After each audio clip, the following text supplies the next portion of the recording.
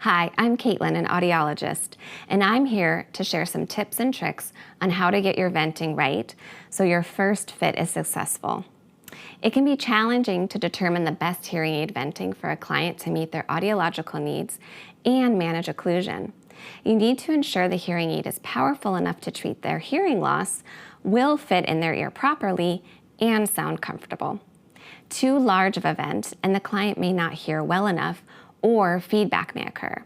Too small of a vent and the client may experience too much occlusion.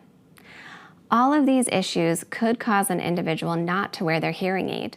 So how do we get the venting right? We need to consider our client's audiogram, anatomy, and their perception of how it sounds when demonstrating some hearing aids. Let's start with the audiogram. The audiogram is our guide in selecting the appropriate style and fitting level.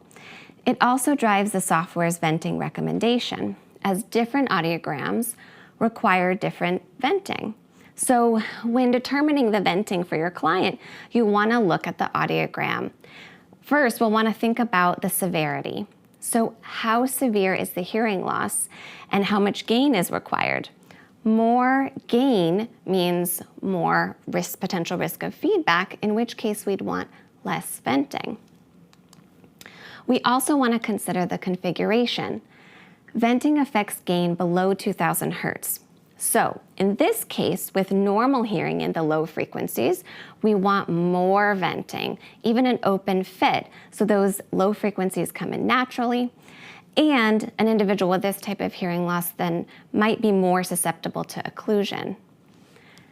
In this case, with low frequency hearing loss, we want less venting because we want to keep those low frequencies in the ear canal.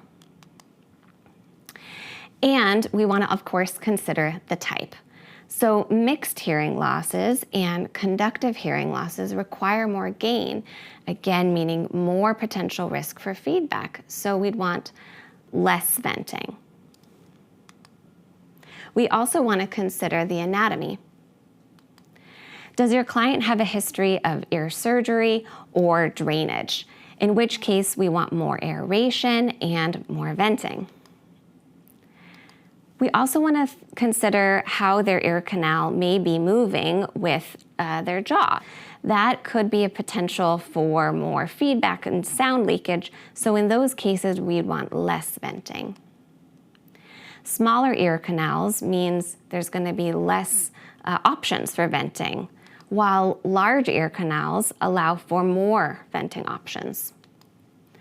And then finally, we want to consider their perception. So give them a chance to wear some hearing aids, even if they're not the exact style that you'll be prescribing or fitting. It gives them a sense of what would it sound like and feel like to wear a hearing aid.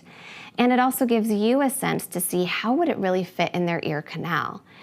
This way you can establish realistic expectations and adjust the venting accordingly. Tip.